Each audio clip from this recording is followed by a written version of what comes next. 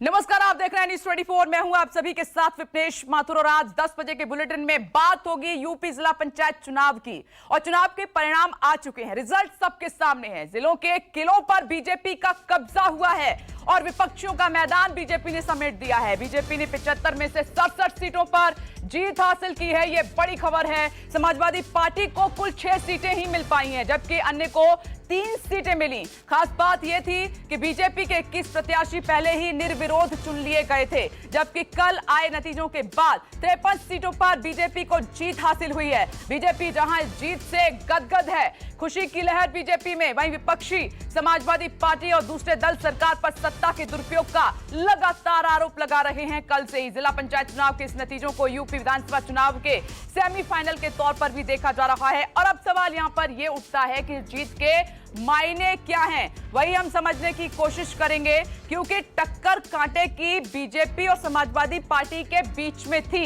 लेकिन बीजेपी विपक्षी पार्टियों से बहुत आगे निकल गई है। 75 में से 67 सीट अपने नाम कर ली है। बीजेपी को 44 जिलों में जीत मिली है। आप देखिए, 75 में से 44 जिलों में बीजेपी ने अपना शानदार तरीके से परचम लहराया है। यूपी जिला पंचायत में बीजेपी ने अपना परचम लहराते हुए आप देख रहे हैं कि दायरा विपक्षियों को कितना समेट दिया है। एसपी को केवल 6 सीटें मिली हैं, आरएलडी के खाते में 1 गई है। इन चुनावों में बीजेपी ने जिस तरीके से प्रदर्शन किया है और बीजेपी का जो आत्मबल है 2022 विधानसभा चुनाव को लेकर आत्मविश्वास है, वो काफी बढ़ता हुआ नजर आ रहा है, क्योंकि तमाम कार्यकर्ता और बीजेपी के तमाम बड़े नेता काफी खुश नजर आ रहे हैं। साथ ही प्रधानमंत्री नरेंद्र मोदी ने जैसे ही ये परिणाम आए जिला पंचायत अध्यक्ष पद के, और उन्होंने ट्वीट करते हुए पूरा श्रेय जो है मुख्यमंत्री योगी आदित्यनाथ को दे दिया। देखिए, 2 चीजें साफ है।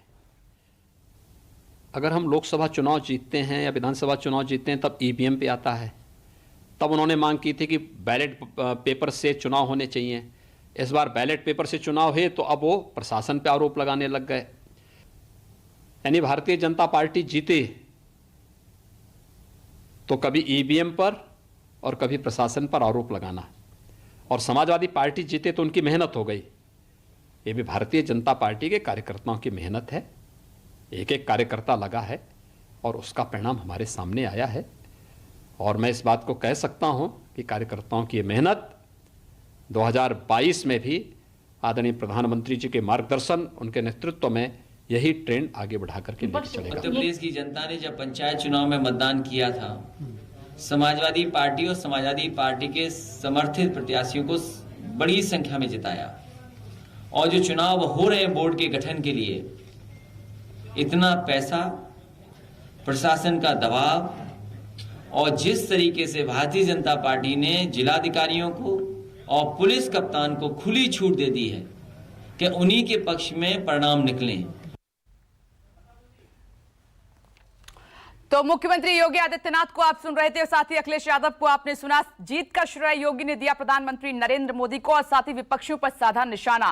वहीं अखिलेश यादव कह रहे हैं कि गड़बड़ी की है। आगे बढ़ रहे हैं, सीएम योगी आदित्यनाथ ने असदुद्दीन ओवैसी के बयान पर भी पलटवार कर दिया है। योगी ने कहा कि ओवैसी हमारे देश के एक बड़े नेता हैं, ओवैसी की चुनौती स्वीकार करते हैं। ओवैसी जी देश के बड़े नेता हैं और देश के अंदर प्रचार में जाते हैं, उनका अपना एक जनाधार है। अगर उन्होंने भारतीय जनता पार्टी को चैलेंज किया तो भारतीय जनता पार्टी का कार्यकर्ता उनके चैलेंज को स्वीकार करता है। भारतीय जनता पार्टी की सरकार बनेगी, कोई संदेह नहीं होना चाहिए।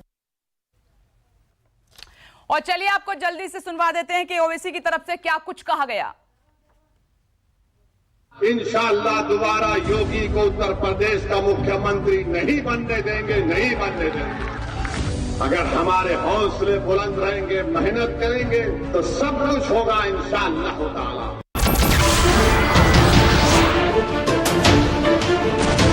नमस्कार, मैं हूं मानक गुप्ता। अगर आपको हमारा ये वीडियो पसंद आया हो तो इसे लाइक और शेयर जरूर करें, और हां, हमें सब्सक्राइब और फॉलो करना ना भूलें ताकि आप देश और दुनिया की कोई खबर मिस ना करें। तो जुड़े रहिए हमारे साथ और देखते रहिए न्यूज़ 24।